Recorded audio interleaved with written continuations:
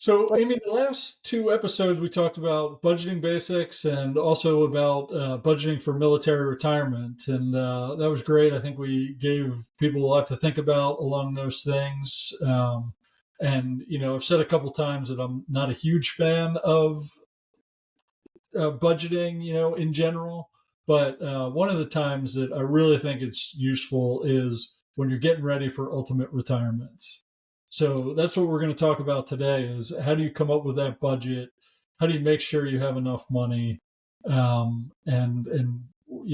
are all those things that go into thinking about ultimate retirement? Welcome to Operation Retirement Readiness, where Amy and Mike, two certified financial planners, talk about how military members can prepare for transition and how veterans can prepare for ultimate retirement. This podcast represents the views of the hosts and any guest. It is for informational purposes only and should not be considered tax, financial, or legal advice. All information is regarded to be from reliable sources. The hosts are not responsible for any losses, damages, or liabilities that may arise from the use of this podcast. This podcast is not intended to replace professional advice. We've talked before. I do like budgeting. I think it's important, but I think that there's no more critical time than making sure you understand what are reasonable expenses as you head into retirement. Financial planning doesn't always have to be down to the nickel per se, but the closer you can get to reasonable expenses as you head into retirement, the better likelihood that you're going to be able to enjoy the kind of lifestyle that you hope to enjoy. Exactly. And really it's one of those no-fail budgeting exercises because the last thing you want is to be in your 80s or 90s and run out of money. Most 80s and 90-year-olds are not, in high demand in the workplace. So trying to get extra income at that point is going to be difficult. The only option really is to cut expenses or get help from typically family. It is one of those very important things. Yeah. And what's interesting is everyone saves their entire lives in order to be able to enjoy the retirement that they want. But a lot of time what I see is if someone hasn't done their homework in terms of their budget and they haven't sat down and looked at how things play out for them based on how much they expect to spend, they actually end up spending a lot less than they probably could. Especially if we have a downturn in the market right away. People don't want to spend their money. And so they end up not having, not being able to enjoy the lifestyle that they want early in their retirement. It makes sense to do that. However, you have saved your entire life. So you should put a little bit of time and effort into figuring out what your retirement budget looks like so that you can go forward in confidence knowing how much money you can take out of your retirement portfolio when you need to. And so, that they said a lot there, Mike. Do you have any kind of general thoughts about how to approach coming up with your retirement budget? Yeah, I really like. There's some planners in Colorado that have another podcast and talk a lot about retirement, and I really, have kind of latched on to some of their thoughts. And the one thing they constantly say is, you want to make that promise to that 85-year-old, that future you, that you're not going to run out of money. And so, determining the budget is key to doing that. And they like to talk about, basically minimum lifestyle expenses. So what are those key things that you say, this is the threshold I'm, not really willing to live below? And those are things like your house, utilities, food, transportation, and healthcare. Those five big things, big expenses, and coming up with, what's that level? And it's going to be different for everybody because, some people have more money. So they're going to say, hey, my minimum lifestyle is, $150,000, $200,000 a year if they were high earners during their life. Others, it may be more modest, and they're going to say, hey, I'm going to have to mainly survive off my Social Security, and that's going to be closer to $60,000 a year. But it's really determining what that floor is, and then looking out, coming up with inflation numbers for those expenses, and figuring out every year how much you're going to need, and then putting in place secure income, which in my mind is Social Security, if you have a pension, and if not, maybe some type of annuity that allows you to get a payout over time, that's going to come in every month, so that what that money is going to be, and you can budget it against those costs. Any thoughts on that, or how do you typically approach it? Yeah. I mean, for sure, there's always the bucket of money that you have to have. Um, and it's usually along the lines of your needs. So you've got to eat, you need to have a way to get around, you need to have a place to live, you need clothes. And then on top of that, the basic is sort of the ideal. You probably don't want to eat cat food in retirement. So budgeting enough money for the kinds of food that you like to enjoy, whether that's food at home or food at nice restaurants or casual restaurants. And then on top of that, and this is what's interesting. So, you've talked a little bit about the basic needs. We both have to some degree, but how do you figure out sort of the lifestyle piece of it? So meaning, if I'm a golfer and I really enjoy golf, how do I plan for my golf expenses and sort of those lifestyle expenses that I want, whether it's travel, being able to, travel for leisure or travel to see my family, and, kind of things like that. And then also sort of trying to plan for the things that are so nebulous, like healthcare. How do you anticipate healthcare expenses? So that's a lot, but I guess the key takeaway question for you, Mike, is how do you figure out how much all of that is? It's either working with somebody that can help you figure it out, or it's getting specific on how much you expect to spend, and then looking at it's on Google statistics on how much healthcare inflates each year, and again, building that into your plan and tying some type of secure income, hopefully that's inflation indexed, which Social Security, and for a lot of our listeners, military retirement, that'll go up each year with CPI. Now, that probably doesn't totally track with what your expenses are going to be. Some of these things are going to go up faster. Potentially healthcare. We've seen housing go up pretty significantly recently. So, whether it will truly keep track of what your expenses are, but it's a good proxy, and then you can earmark a little bit extra.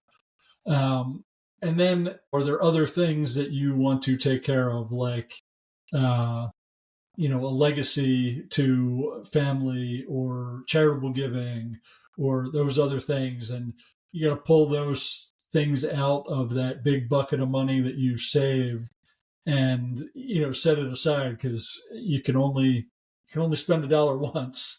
And so it may look like that big nebulous bucket and everything's going to come out of there, but like you said, sometimes people get freaked out because they haven't really earmarked each of those dollars to say where it's going, and then get concerned and won't spend. So coming up with those categories, the travel, the nice to haves also, is kind of the second step of the exercise, and make sure that you're not just deferring and concerned that you can't spend when you do have enough money.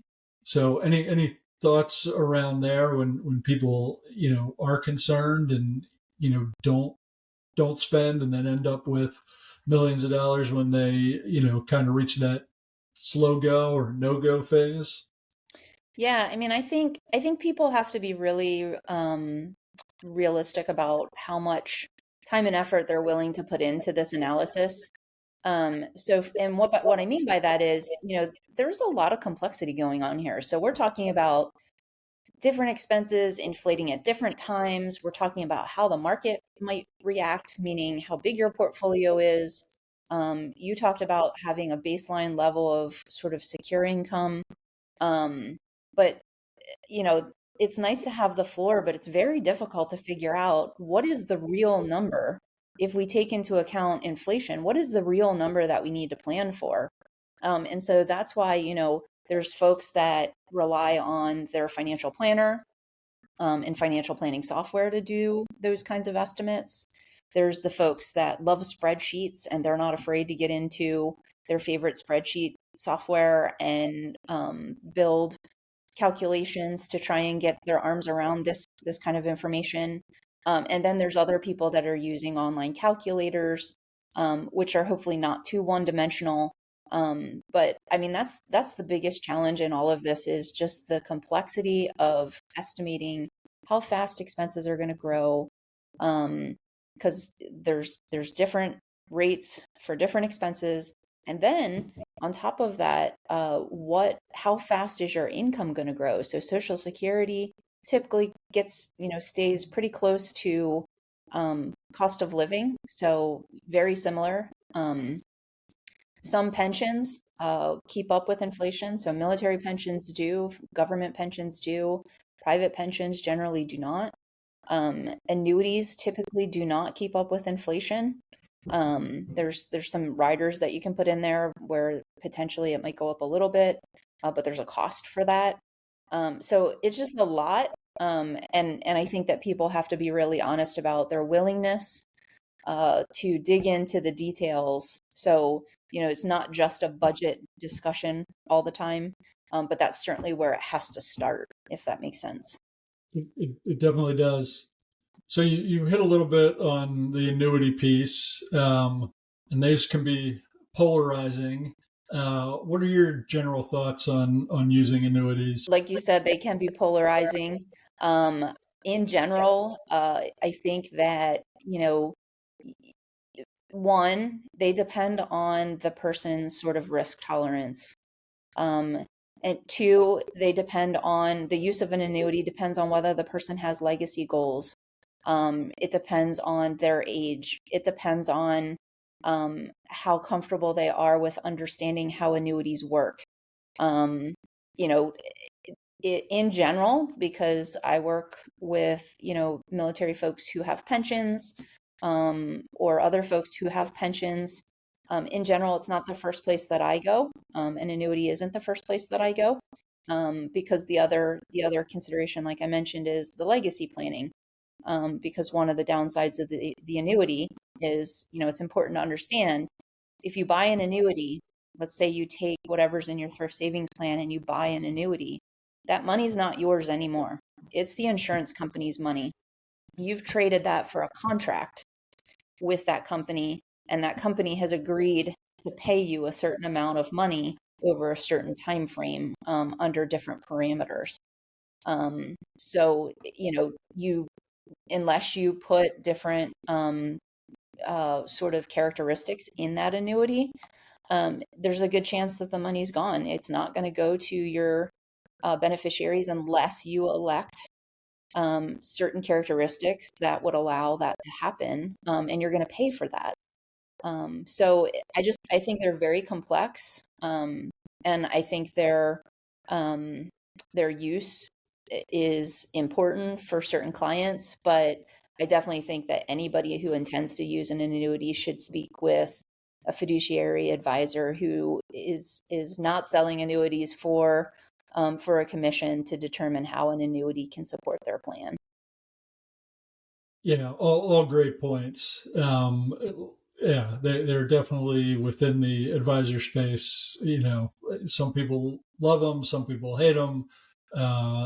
The kind I like in general are the single premium immediate annuities, also called SPIAs.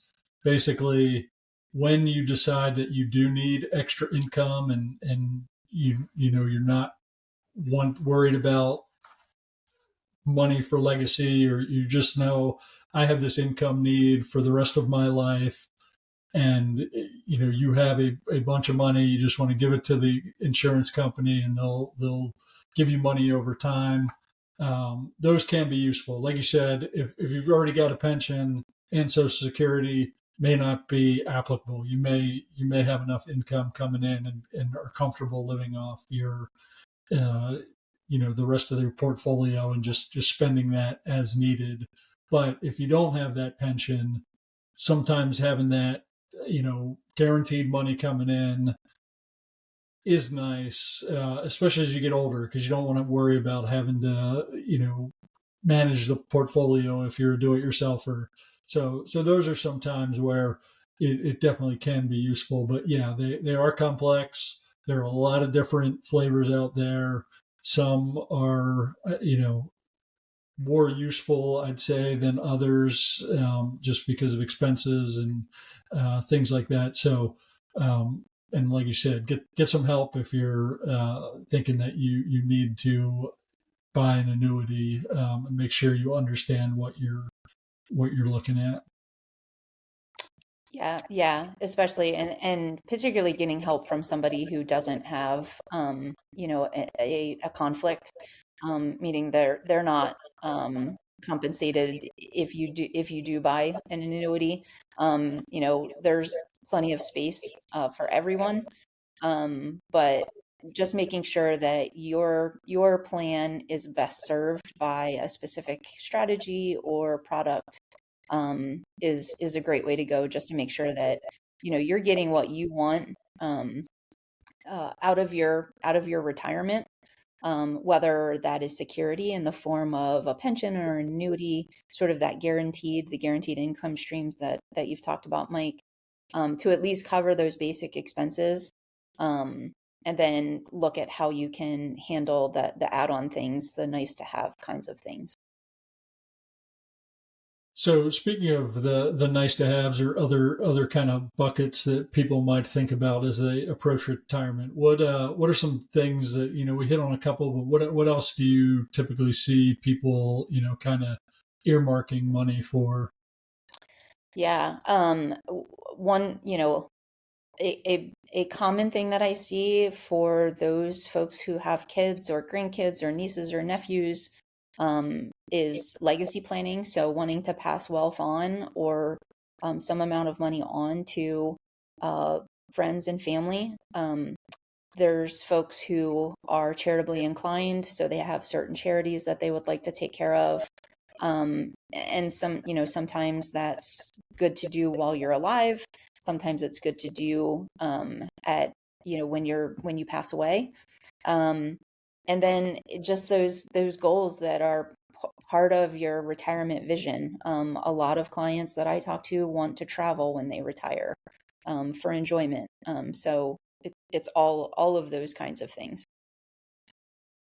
Yeah, and they're all important, and they all vary from person to person. So what's important to one person may not be important to another, and we could probably do a show on kind of each of these things, and maybe we do in the future. The one other thing that people need to think about is long-term care as they're approaching retirement, and are they going to insure for that, or are they going to self-insure, and how much money do they need to set aside to again make sure that toward the end of their life, if they need that assistance, that it's available and they have the money to pay for it. So all important things. Anything else we need to hit on, Amy? Any other big thoughts around retirement budgeting? Uh, nothing new, but just to go back and reiterate the point that we've made in all the last couple shows, and earlier in this show um, is as agonizing as and uncomfortable as it can be to sit down and get a budget together and just understand where your money's going and whether or not the money's going the places that you want it to go in line with your goals for retirement. getting that worked out is the first step. It is a critical step in sort of understanding how your retirement may unfold and what strategies you should employ to give yourself the best chance of being able to realize the kind of life that you'd like to live from not just the first 5 years of retirement, and not just the last 5 years of retirement, but throughout retirement. Yeah, and that really is the challenge. If you knew, hey, I'm going to die here, and if you're married, have a spouse, they're going to die here. This isn't a hard exercise at that point because there's an end date. Problem is, with retirement, typically you don't have an idea of when that end date is going to be and what's going to happen in between. So it's a challenging exercise, one filled with a lot of, I'd say, angst is probably a good description when you're first starting out to make sure that you're not you're going to have enough money for that future self, and they're going to be taken care of, even though there are many, many, many unknowns about what will happen between when you stop working and when you actually die. So it's a much it's probably college level planning versus when you're in the accumulation phase. That's probably more like junior high or high school planning. It's save more, invest more, that type of thing in general. But once you get into spending it becomes a whole lot more challenging. Yeah, exactly. So a lot of complexity here. Retirement. I'm not in full retirement, but retirement can be, some of the best years of your life. And the idea is to just be as prepared as possible for those years. I think that's a great way to sum it up. Awesome. Well, it was good chatting with you today, Mike. I look forward to talking with you again soon. All right. Take care. Take care.